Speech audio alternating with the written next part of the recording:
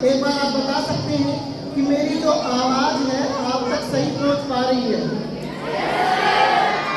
पीछे वालों से भी जो बैठे हैं कुर्सियों पे, उनसे अनुरोध है तो बता दीजिएगा कि आवाज जो है वो सही पहुंच रही है। आप अपना हाथ खड़ा करके बता सकते हैं पहुंच रही है, हाँ या ना? चलिए, मैं एक दो घटनाओं के माध्यम से अपनी बात कहने की कोशिश करूंगा। ये गुजरात के राजकोट में रहने वाली एक स्कूल अध्यापिका जयश्री बेन के जीवन की कहानी है। दुनिया की हर माँ की तरह उसने भी अपने इकलौते बेटे को खूब पढ़ाया लिखाया, अच्छी तालीम दिलाई। बेटा भी प्रोफेसर बन गया, डॉक्टर बहू से शादी हो गई, घर में पैसों की कोई कमी नहीं रही, सब कुछ ठीक ही चल रहा था। लेकिन बुरे दिन कुछ ऐसे आए कि बूढ़ी माँ को लकवा मार गया, पैरालिसिस हो गया, हाथ पैरों ने काम करना बंद कर दिया। अब जो बूढ़ी माँ थी बिस्तर पे पड़ी रहने लगी, कोई काम नहीं हो पाता था उससे। एक दिन बीमारी के दिनों में लड़के ने अपनी माँ को सहारा देकर खड़ा किया और धीरे धीरे सीढ़ियों के सहारे ऊपर ले गया। बूढ़ी माँ बड़ी खुश हो गई कि मेरा बच्चा मेरे से कितना प्यार कर रहा है, मेरे बुढ़ापे की लाठी बन रहा है। बड़ी भाव भी बोल हो गई खुशी से कि मेरा बेटा मेरा कितना ख्याल रख रहा है, मुझे धूप दिखलाने ले आया है। लेकिन छत पे जाने के कुछ देर बाद उस लड़के ने अपनी माँ को गोद में उठा लिया। अब जो माँ भी खुशी से भाव भी बोल हो गई कि बेटा जान चुका है सीढ़ियों से उतरने और चढ़ने में मुझे तकलीफ होती है। लेकिन अगले ही पल जो उस लड़के ने किया, आप हाथ उठाकर दुआ कीजिए कि दुनिया का कोई भी इंसान वैसा न करे। उस बेटे ने अपनी बूढ़ी माँ को 4 मंजिला इमारत से नीचे फेंक दिया। बूढ़ी माँ कुछ सोच पाती इससे पहले ही उसकी जिंदगी खत्म हो गई। 4 मंजिला इमारत से गिरने में कितना टाइम लगता होगा? मुश्किल से 3-4 सेकंड लगते होंगे। इस बीच वो कुछ सोच ही नहीं पाई थी, तब तक तो उसका जीवन समाप्त हो चुका था। लेकिन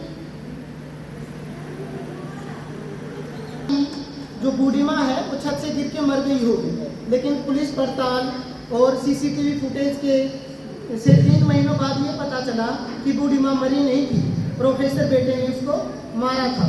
पुलिस पूछताछ में पता चला कि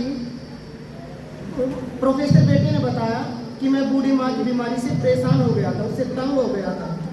2 महीने की बीमारी से तंग आकर वो बोलता है कि मैं इस आफत से पीछा छुड़ाना चाह रहा था। जो माँ उसको 9 महीने तक अपने पेट में रखे हुए थी, उसकी केवल 2 महीने की बीमारी से ही वो परेशान हो गया। ऐसा ही कुछ हमारे आसपास भी हमें दिखाई देता है। ऐसा क्यों हो रहा है? जैसे कि हम बोलते हैं कि इल्म की तासीर जब गुरूर में बदली, बुनियाद रिश्तों की महज दस्तूर में बदली और बुजुर्गों को फक्त आफत समझ बैठी, औलाद आदम की बड़े बेनूर में बदली। 2 महीने की बीमारी से परेशान होकर उसने 2 महीने पेट में रखने वाली माँ को मार डाला। यही हमारे आसपास घटता रहता है। तो प्रश्न उठता है, सवाल उठता है कि ऐसा होता क्यों है? ऐसा इसलिए होता होगा कि जो तालीम है वो तो अच्छी दी जा रही है, लेकिन जो तहजीब है वो कहीं पे खो रही है। दरअसल हम जिस तरह से अपने बच्चों को पालते हैं, उन्हें सिर्फ तालीम देते हैं, इससे बच्चे प्रोफेसर, इंजीनियर या डॉक्टर तो बन जाते हैं, लेकिन अच्छे इंसान नहीं बन पाते हैं। स्पष्ट कर दूं कि मैं यहाँ पर शिक्षा नीतियों को कोसने के लिए खड़ा नहीं हुआ हूँ। दुनिया के किसी भी देश में शिक्षा नीतियाँ ऐसे ही काम करती हैं। संस्कार देने का काम समाज करता है, माँ बाप करते हैं, घर परिवार करता है। अकादमिक शिक्षा का सीधे तौर पर संस्कारों से कोई लेना देना नहीं है। बच्चा संस्कार कहाँ से सीखता है? अपने माँ बाप से ही तो सीखता है।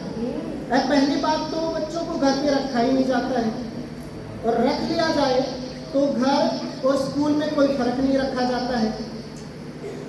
हम सब जानते हैं कि आजकल माँ बाप जिस उम्र में संस्कार सिखाने चाहिए अपने बच्चों को रट्टा मारना सिखा रहे होते हैं। उनको एक मशीन, एक रोबोट की तरह प्रोग्राम कर रहे होते हैं। और 20-25 साल बाद उस मशीन में रिश्ते, संवेदना, प्यार, सम्मान और संस्कार खोजने लगते हैं, और जब नहीं मिलते हैं तो परेशान होते हैं। तारे ज़मीन पर फिल्म का वो दृश्य याद कीजिए जिसमें माँ बाप अपने बेटे को बोर्डिंग स्कूल में छोड़कर जा रहे हैं और बच्चा अपनी माँ के पल्लू को पकड़कर रोते हुए कहता है कि भीड़ में यूँ ना छोड़ के जाओ मेरी माँ, क्या इतना बुरा हूँ मैं माँ, क्या इतना बुरा हूँ मैं मेरी माँ कि घर पे लौट के बिना आ सकूँ। लेकिन माँ बाप फिर भी निष्ठुर होकर चल देते हैं, और बाद में जब बच्चा संवेदनहीन होने लगता है तो परेशान होते हैं। मैं ऐसे अनेक युवकों को जानता हूँ जिनको उनके माँ बाप ने 7-8 साल की उम्र में घर से दूर अच्छी तालीम हासिल करने के लिए भेज दिया, अच्छी शिक्षा हासिल करने के लिए भेज दिया। हालांकि इस बात में कोई दो राय नहीं है कि वो अपना अच्छा भविष्य बना लेंगे, अच्छा करियर बना लेंगे, वो बना लेंगे। लेकिन एक चीज़ जो मुझे कई बार महसूस हुई है वो ये है कि उन लड़कों का, उन बच्चों का अपने माँ बाप के साथ ऐसा रिश्ता नहीं बन पाया, इतना मजबूत नहीं बन पाया जो सामान्य तौर पर होना चाहिए। और फिर अगर ये दिन में से कोई 20-25 साल बाद अपने माँ बाप को घर से निकाल देता है या वृद्धाश्रम में छोड़ के आ जाता है तो ये जानकर मुझे कोई अचरज नहीं होगा। करता था सो क्यों किया, अब कर क्यों पछताए, जब बोया पेड़ बबूल का तो आम कहाँ से खाए। पहले जब प्यार बोया ही नहीं, संस्कार बोया ही नहीं, सम्मान बोया ही नहीं, सभ्यता बोई ही नहीं, तो उसके मिलने की उम्मीद क्यों करें। खैर, मैंने काफ़ी समय ले लिया आप लोगों का।